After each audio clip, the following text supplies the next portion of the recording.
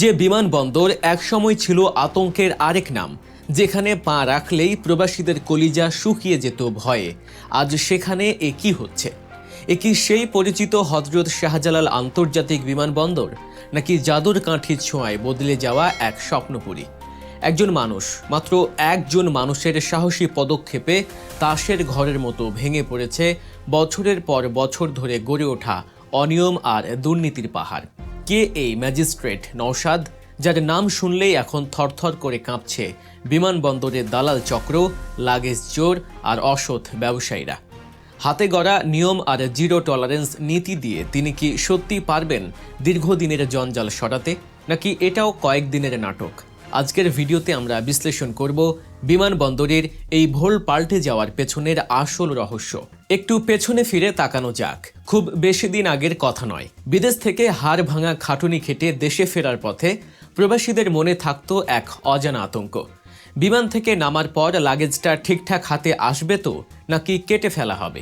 ভেতরে থাকা দামি জিনিসটা চুরি হবে না তো? ইমিগ্রেশন পার হওয়ার পর আবার দালাল ধরবে না তো? আর যদি ভুল করেও বিমানবন্দরের কোনো দোকান থেকে এক বোতল পানি বা এক প্যাকেট বিস্কুট কেনার প্রয়োজন পড়ত, তবে পকেট থেকে খসে যেত বাজারের চেয়ে 10 গুণ বেশি টাকা। এই ছিল আমাদের শাহজালাল বিমানবন্দরের নিত্যদিনের চিত্র। অভিযোগ করে কোনো লাভ হতো না, উল্টো হয়রানি বাড়ত। কিন্তু হঠাৎ করেই দৃশ্যপট বদলাতে শুরু করেছে। বিমানবন্দরের ভেতরে এখন শোনা যাচ্ছে এক নতুন বাঘের গর্জন। তিনি আর কেউ নন, সম্প্রতি দায়িত্ব নেয়া এয়ারপোর্ট ম্যাজিস্ট্রেট নওশাদ খান। দায়িত্ব নেয়ার পর তিনি এসি রুমে বসে ফাইল সই করার গতানুগতিক পথে হাঁটেননি। তিনি নেমে এসেছেন সরাসরি মাঠে। তার হাতে কোনো জাদুর প্রদীপ নেই, আছে শুধু সততা আর অন্যায়ের বিরুদ্ধে তাৎক্ষণিক ব্যবস্থা নেয়ার অদম্য সাহস। সবচেয়ে বড় যে পরিবর্তনটি সবার চোখে পড়ছে তা হলো লাগেজ ব্যবস্থাপনা। লাগেজ চুরি বা লাগেজ কাটা, এই শব্দগুলো যেন বিমানবন্দরের সমার্থক হয়ে দাঁড়িয়েছিল। বছরের পর বছর ধরে যাত্রীরা অভিযোগ করে আসছিলেন যে তাদের লাগেজের তালা ভেঙে দামি জিনিসপত্র সরিয়ে ফেলা হয়, কিন্তু কোনো এক অদৃশ্য কারণে এই চোরদের কখনোই ধরা যেত না। সিসিটিভি ক্যামেরা ফাঁকি দিয়ে কিভাবে এই কাজগুলো হতো তা ছিল এক বড় রহস্য। কিন্তু ম্যাজিস্ট্রেট নওশাদ খান এসেই ধরলেন এই রহস্যের মূল। তিনি বুঝতে পেরেছিলেন প্রযুক্তি ছাড়া এই চোরদের ধরা সম্ভব নয়। তাই বিমান বাংলাদেশ এয়ারলাইন্সের সহযোগিতায় তিনি নিয়ে নিলেন এক যুগান্তকারী পরিবর্তন। এখন যারা লাগেজ লোড আনলোড করেন, অর্থাৎ যারা সরাসরি যাত্রীদের ব্যাগের সংস্পর্শে আসেন, তাদের শরীরে লাগিয়ে দেওয়া হয়েছে বডি ক্যামেরা, ঠিক যেমন উন্নত বিশ্বের পুলিশ বা নিরাপত্তা কর্মীদের শরীরে থাকে। ডিউটি শুরুর আগে প্রত্যেক কর্মীকে চেক করে ক্যামেরা পরিয়ে দেওয়া হয়। লাগেজ নামানো থেকে শুরু করে বেল্টে পৌঁছানো পর্যন্ত পুরো সময়টা এখন রেকর্ডিংয়ের আওতায়। এর ফলে কি হচ্ছে? আগে চোরেরা অন্ধকারের সুযোগ নিত কিংবা সিসিটিভি ক্যামেরার ব্লাইন্ড স্পট খুঁজে বের করত, কিন্তু এখন তাদের নিজেদের শরীরেই বসানো আছে সিসিটিভি। চাইলেও তারা এখন আর লাগেজ কাটতে পারবে না, কারণ হাত বাড়ালেই ক্যামেরায় ধরা পড়ে যাবে।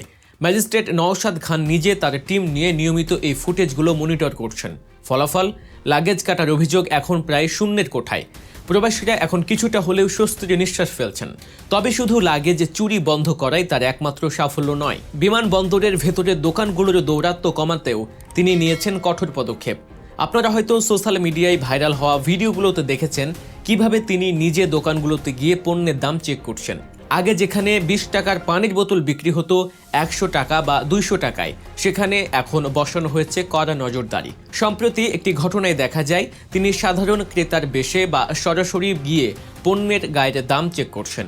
প্রমাণের ভিত্তিতে দুটি দোকানকে তিনি তাৎক্ষণিকভাবে 40,000 টাকা জরিমানা করেছেন। এই জরিমানার অঙ্কটা হয়তো অনেক বড় নয়, কিন্তু এই বার্তাটা অনেক শক্তিশালী। বার্তাটা হলো অনিয়ম করলে শাস্তি পেতেই হবে, আর আপনি যেই হন না কেন।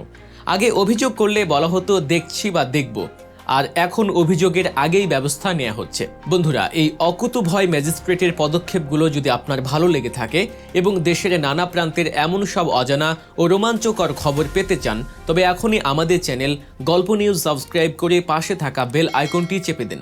এবার আসা যাক দালাল চক্রের বিষয়ে।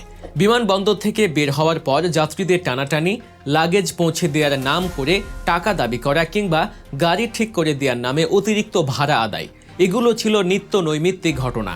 গ্রাম থেকে আসা সহজ সরল যাত্রীরাই ছিলেন এদের প্রধান শিকার। ম্যাজিস্ট্রেট নওশাদ খান এই সিন্ডিকেটের বিরুদ্ধেও ঘোষণা করেছেন যুদ্ধ।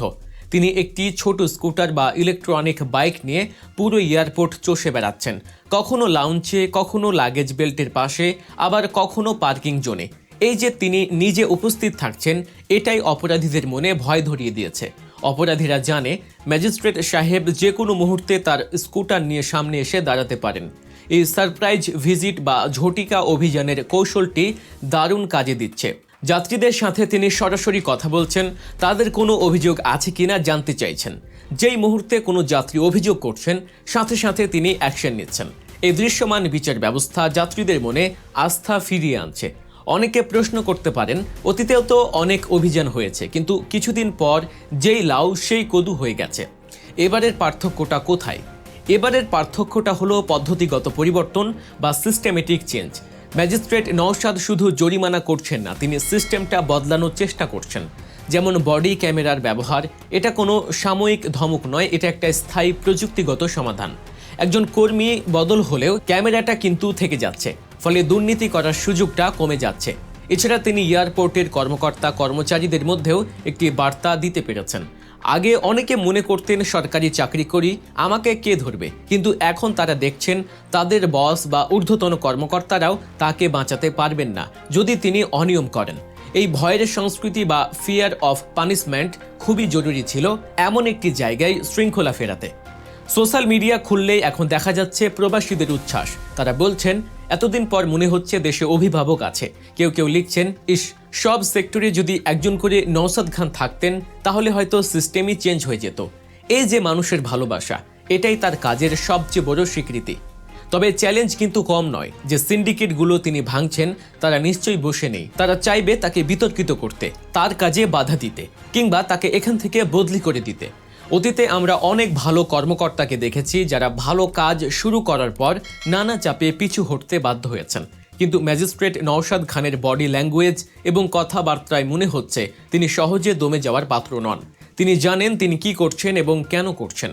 তার এই জিরো টলারেন্স নীতি যদি অব্যাহত থাকে, তবে হযরত শাহজালাল আন্তর্জাতিক বিমানবন্দর শুধু নামেই আন্তর্জাতিক হবে না, সেবার মানেও আন্তর্জাতিক হয়ে উঠবে। আমাদের মনে রাখতে হবে, বিমানবন্দর হলো একটি দেশের ড্রয়িং রুম। বিদেশ থেকে কেউ এলে প্রথমেই বিমানবন্দর দেখে দেশটির সম্পর্কে ধারণা তৈরি করেন। সেখানে যদি বিশৃঙ্খলা, চুরি আর ডাকাতি চলে, তবে পুরো দেশের ভাবমূর্তি ক্ষুণ্ণ হয়। আর আমাদের রেমিটেন্স যোদ্ধা যারা দেশের অর্থনীতির চাকা সচলে রেখেছেন, তাদের সাথে এমন আচরণ কোনোভাবেই মেনে নেওয়া যায় না। ম্যাজিস্ট্রেট নওশাদ খান সেই সম্মানটা তাদের ফিরিয়ে দেওয়ার চেষ্টা করছেন। আর এই উদ্যোগে এখন পর্যন্ত আমরা যা দেখেছি তা হলো, লাগেজ বেল্টে অপেক্ষার সময় কমেছে, চুরির ভয় কমেছে, দোকানে পণ্যের দাম নিয়ন্ত্রণে আসছে এবং দালালদের দৌরাত্ম্য কমেছে। তবে তার এই পরিবর্তন ধরে রাখাটাই আসল চ্যালেঞ্জ। প্রশাসনের উচিত তাকে পূর্ণ সহযোগিতা করা এবং তার নিরাপত্তা নিশ্চিত করা। পাশাপাশি আমাদের অর্থাৎ সাধারণ জনগণেরও দায়িত্ব আছে। আমরা যদি নিয়ম মেনে চলি, যেখানে সেখানে ময়লা না ফেলি এবং অনিয়ম দেখলে সঠিক জায়গায় অভিযোগ করি, তবে তার কাজটা অনেক সহজ হয়ে যায়। পরিশেষে একটা কথাই বলা যায়, অন্ধকার যত গভীরে হোক, একটা ছোট আলোর শিখাই যথেষ্ট তা দূর করতে। শাহজালাল বিমানবন্দরে ম্যাজিস্ট্রেট নওশাদ খান হয়তো সেই আলোর শিখা হয়ে জ্বলে উঠেছেন। আমরা আশা করব এই আলো নিভে যাবে না, বরং ছড়িয়ে পড়বে দেশের প্রতিটি রন্ধ্রে রন্ধ্রে। প্রবাসীরা হাসি মুখে দেশে ফিরবেন, নিরাপদে ঘরে যাবেন, এটাই আমাদের প্রত্যাশা। আপনার কি মনে হয়, এই পরিবর্তন কি স্থায়ী হবে, নাকি কদিন পর আবার আগের অবস্থায় ফিরে যাবে বিমানবন্দর? আপনার মতামত আমাদের কমেন্ট করে জানান। আর হ্যাঁ, ভিডিওটি ভালো লাগলে লাইক দিন এবং শেয়ার করে সবাইকে দেখার সুযোগ করে দিন। এমন সব বিশ্লেষণধর্মী ভিডিও নিয়মিত পেতে গল্প নিউজের সাথেই থাকুন এবং অবশ্যই সাবস্ক্রাইব করে পাশে থাকা বেল আইকনটি বাজাতে ভুলবেন না। দেখা হবে আগামী ভিডিওতে নতুন কোনো তথ্যের বিশ্লেষণে। ভালো থাকুন, সচেতন থাকুন। ধন্যবাদ।